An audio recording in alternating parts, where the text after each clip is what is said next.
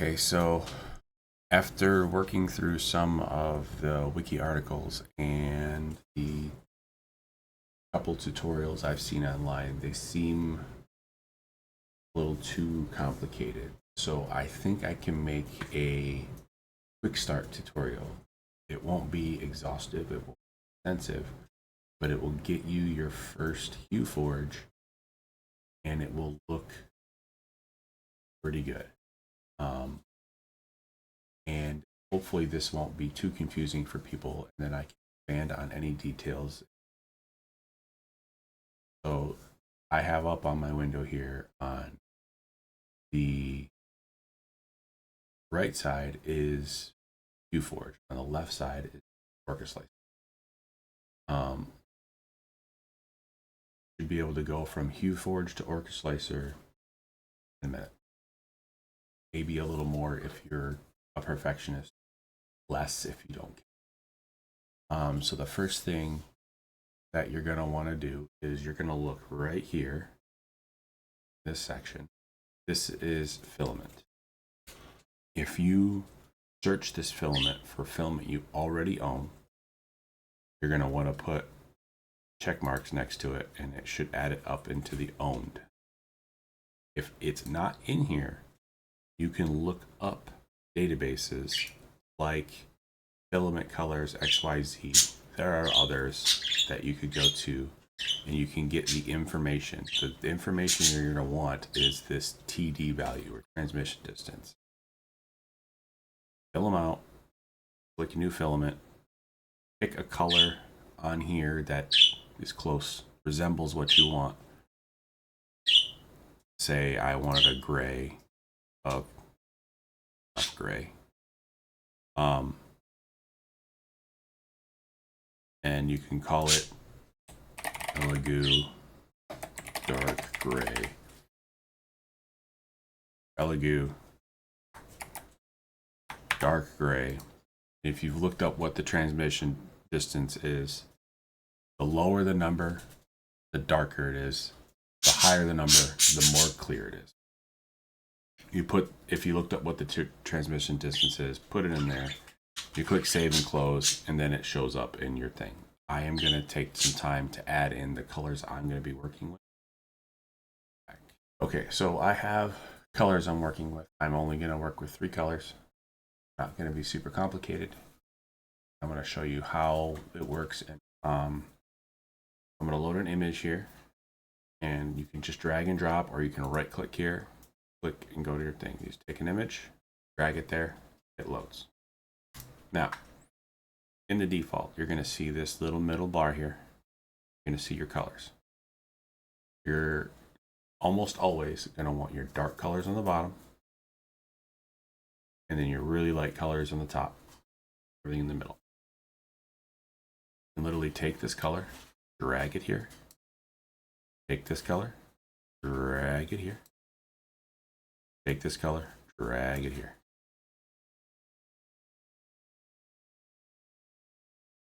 So what you're looking at here is you have how much color is pulled through, and it's more color the more you drag it up. When you see these little equal signs, that means if you move it through the equal, it makes no change. So if I go here, here, here, there's no change to values. But what that does do is gives you less working space with the other values.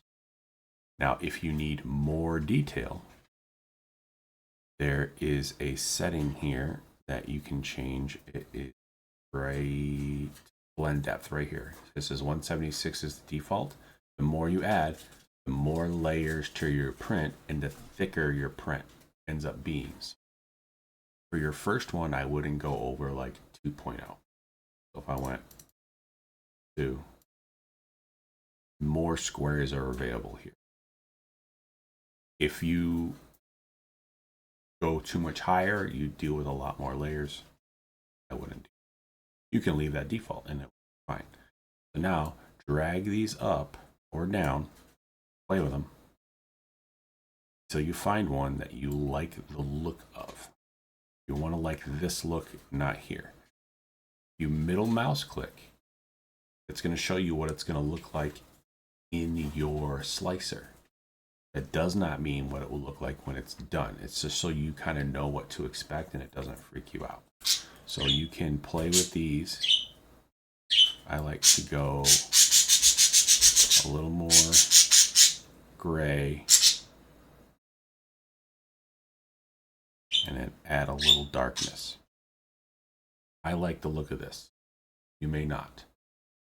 Once you're done, you can take a look at this little button down here, describe, and it's going to tell you what colors you load and at what layer you make the change. When you export this, it will create this describe file. You don't need to remember this. Okay, so when you're happy with it, you're going to save your project to wherever you want it to go. You're going to want to pay attention to where that's at.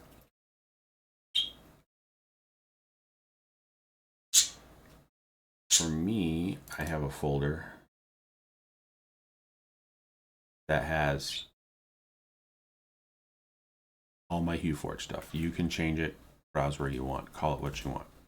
Once you save the project, it's going to create the STL that you need and a describe file. The describe file is going to have all the information you're going to want to put inside. Now, we're done with HueForge. We can drag this over to our slicer. And this is what we're looking at. Nothing special. We're going to open the describe file. So from here, we have our three colors. I have to make sure black. However, if you have a color system, that's a completely unrelated thing. But if you have a non-color system, you have to manually load these. You just have to make sure you do in order. Black should be loaded first. Then you load gray, and then you load. So you're going to want to know on here, it says you're going to print 100% M-fill with a layer height of 0.08 and a base layer of 0.16. We're going to go to quality, change your layer height, and your first layer height, change it to those settings. Once you're done with that, you're going to go to strength. You're going to change your infill to 100%. I like to have my infill pattern to be either rectilinear or aligned rectilinear, and then have the top surface pattern being monotonic line. You can play around with those. I just think it makes the best looking surface. Your call. From there, you're just going to slice it. Okay. So once it's done slicing, we're going to make the color changes. This is the easy part. You're going to take this little sidebar right here. I'm going to put that out of the way. We're going to drag it all the way down. We're going to make sure if you don't have a color changement, you're going to add a pause. This won't say change filament. It'll say add a pause. You're going to add a pause. Easy as pie. If you have a color changer, you're going to go change filament, filament 1. Now I go up here at layer 10, swap to gray. I'll drag this up to 10. Change filament. Go to your gray. At layer 15 for me, it says go to gray. If you have a different kind of gray, I do not. And then up to 21. White. Hit slice plate again. There you go. From here, send it to your printer however you send yours to your printer, whether you be network attached or export to a thumb drive, plug it into your printer and go. If you have a color change system, it will do it automatically. If not, you got to watch it. When it pauses, either your head stops or it parks. Change your filament out however your system changes filament. Hit resume and it prints. This should only take, at worst, 3.5, 4 hours. At best, if you have a really tuned printer, this slicer tells me it takes 3.5. My printer is set up differently. It's a modified K1 Max. I print this in 2 hours. And then it should come out looking pretty close to what you see here. If not, adjust these sliders and then try again. That should get you where you need to be. If you have any questions, let me know.